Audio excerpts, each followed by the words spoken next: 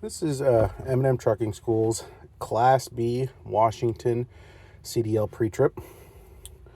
We're going to be doing the air brake checks and the parking brake in this video. And we're going to start out with chalking our tire, which we've already done. We're on a downhill, so we've chalked it in front of the drive tire, since when we release the brakes, we would roll going down the hill. So first, we're going to start with our air brake checks. So we're going to safe start the vehicle. So we're going to cover service brake. Shifter should be in neutral. And then we're going to turn the key to the on position. Let the truck do its diagnostics. Gauges are going to sweep. And then once they're done, we turn on the truck.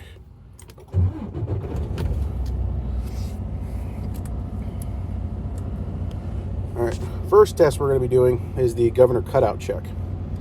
Now for the governor cutout check, we'll need to make sure our air gauges are at 90 psi. So we're just going to fan down that secondary. Alright, we're below 90 psi to start.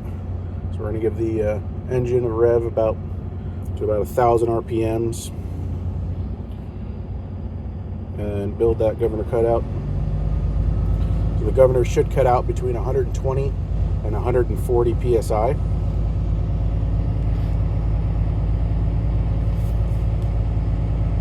We're listening for a loud hiss. That's how we know the governor cut out.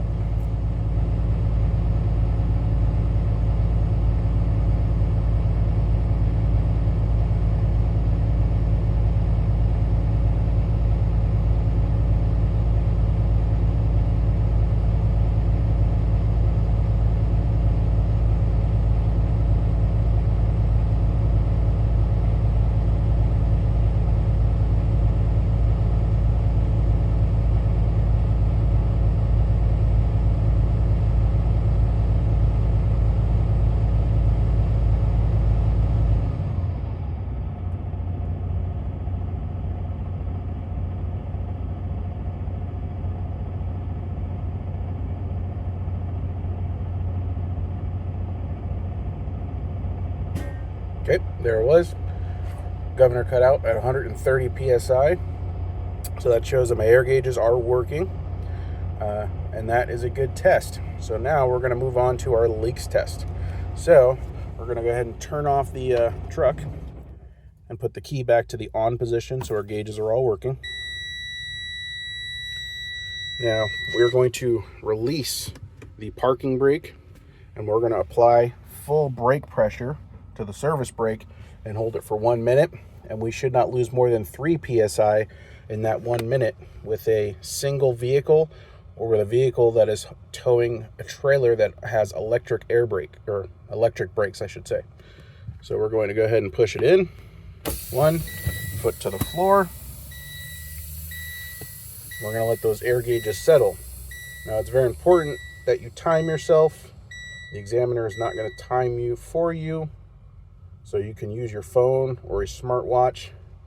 But we're going to set our 1 minute timer. And now that the air gauges have settled at, looks like about 105 psi, we're going to start our minute timer.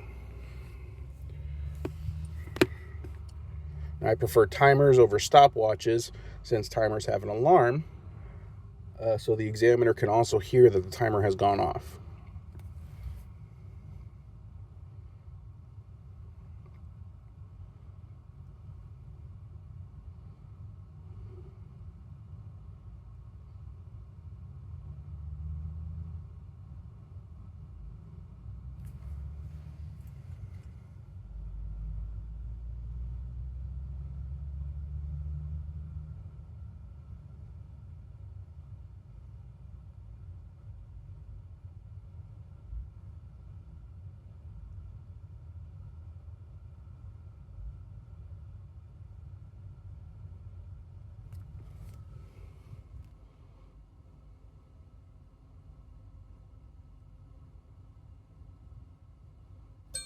All right, timer went off. We're still at 105 psi, so we did not lose any pressure So that was also a good test. Next, we're going to do our low air warning test. We're going to go ahead and turn that off because we don't need it anymore. So for our low air warning test, we're going to fan the service brakes. We're going to push it in and out to make our low air warning device activate. So the low air warning device should activate at or above 55 psi. Or in other words, should activate at 55 psi or above. All right. And there's going to be a light that comes on and an audible alarm.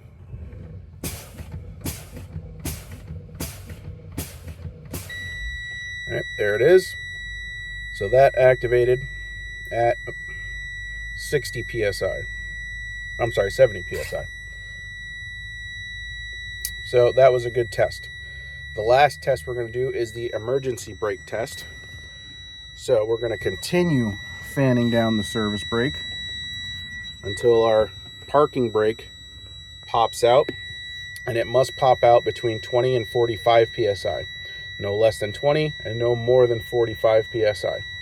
And we're going to watch this valve to make sure it pops out, and then we're going to look at the gauge to see what psi it popped out at.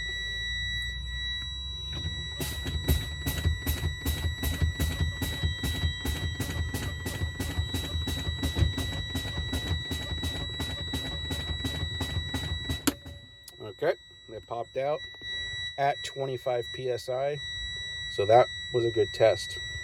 Right? And that would complete the air brake check. If at any point you feel as though you messed up or you catch that you did something wrong, you can ask the examiner to start over.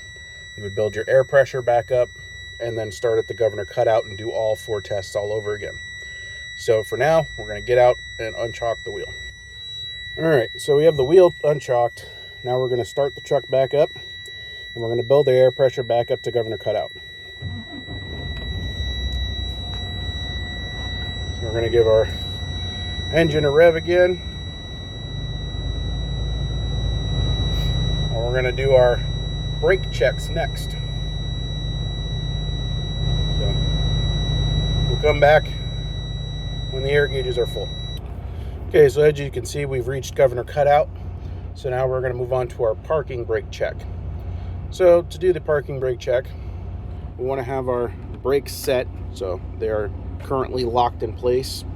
We're going to go ahead and put the truck into gear, and we're going to do a slight tug on the brakes to ensure that they're holding the vehicle in place.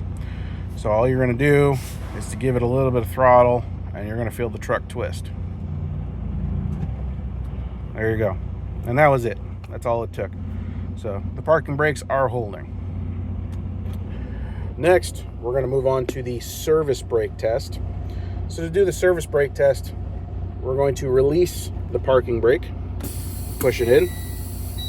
We're going to put the truck in gear, and we're going to get up to 5 miles an hour, and then we're going to push in the service brake and come to a stop.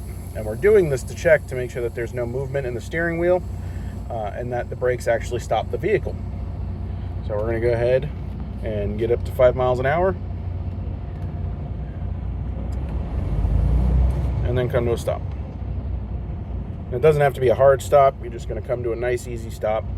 And the vehicle did not pull to the left or right, and the vehicle's brakes did make us stop.